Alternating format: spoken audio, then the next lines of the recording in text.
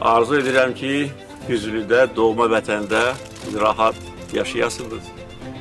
Firavanlıq, rifah içində yaşayasınız. Şadam ki, gənc nəsildə, Füzulilərin gənc nəsli də öz doğma torpağına gəlməyə qərar verdi.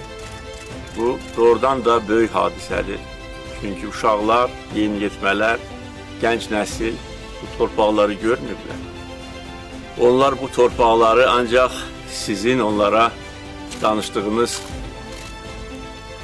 məqamlardan elə bil ki, ürəklərində saxlamışdır. Və bu xalqımızın böyüklüyünü göstərir. Onu göstərir ki, biz öz doğma diyarımıza bağlı olan xalqıq.